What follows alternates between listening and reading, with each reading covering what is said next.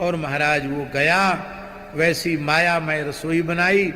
माया महिते कीने रसोई, व्यंजन बहुगन सके न कोई। और वहां उसने विविध मृगन कर आमिष रांधा, तही कल विप्र मास खल साझा। अब इस चौपाई को देखकर बहुत से लोग ऐसी बातें करते हैं कि उस समय में मांसाहार प्रचलित था और ब्राह्मण भी मांस खाते थे। वो तो इतराज इस बात का हुआ कि इसमें मनुष्य का मांस, मनुष्य में भी ब्राह्मण का मांस मिला हुआ है। लेकिन ये बात, ये कुतर्क करना बिल्कुल अनुचित है, क्योंकि मूल में रामचरितमानस में गोस्वामी जी क्या कह रहे हैं इस पर ध्यान दो। माया मयत ही कीन रसोई, व्यंजन बहुगन सकै न कोई।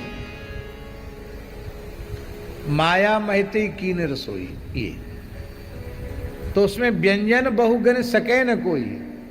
इससे सिद्ध हो गया कि वस्तुतः वो भले ही अपवित्र चीज, लेकिन माया करके उसको पकवान व्यंजन मिष्टान्नों का रूप बना करके ही दिया गया। समय ज्यादा हो रहा है, फिर भी मैं बता देता हूं। 7 बज रहा है और मुझे वहां पहुंचना भी है, क्योंकि सब संतों का आज रामार्चन का प्रसाद है, वहां आप सबको वहीं पधारना है।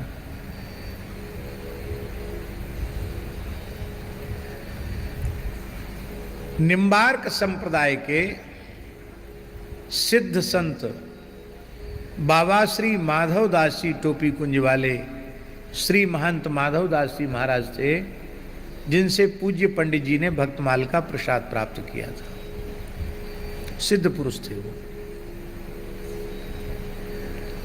वो आधी रात वृंदावन की परिक्रमा कर रहे थे, तो उन्होंने आधी रात को देखा कि वो साधुओं का भंडारा हो रहा है। साधु नहीं थे वो, सब भूत प्रेत थे। वो साधु जैसा भेष बनाए हुए थे, भंडारा हो रहा है। आओ आओ महाराज, कहाँ जा रहे हो? लो महाराज बोले परिक्रमा में, आधी रात को तो हम वैसे भी कुछ खाते नहीं हैं और परिक्रमा चल रही है। बोले नहीं नहीं, बाद में खा लेना। पीछे पड़ गए तो बोले ठीक है, पारस दे दो। तो एक गमछा में जो बांधा, ध्यान से सुने जो हम कहने जा रहे हैं, तो बांधा क्या, मालपुआ, बड़े बड़े लड्डू और बड़ी बड़ी खस्ता कचौड़ी उन्होंने गमछे में बांधी, बांध करके ले आए और खूंटी पर उनको लटका दिया। और फिर सवेरे स्नान ध्यान जमुना जी में करके अपना नित्य नियम किया। नित्य नियम करने के बाद सोचे भाई रात को सिद्ध महात्माओं ने दर्शन दिया तो चलें, वो प्रसाद बहुत आग्रह से दिया था, ले लें उसको। तो जैसे ही उसको खोला तो उस कपड़े में गंदी चीजें निकली, मलमूत्र ये सब निकला, मांस के टुकड़े, मलमूत्र ये सब उसमें निकला। तब पता चला ये प्रेतों का उपद्रव था। घटना वृंदावन की। तो अब भूत प्रेत ये जब गंदी चीज को लड्डू कचौड़ी बना सकते हैं, तो ये मायावी राक्षस आया और इसने माया से अशुद्ध वस्तुओं को ही पकवान मिष्ठान्न के रूप में परिवर्तित कर दिया। तो इसमें कौन सा आश्चर्य है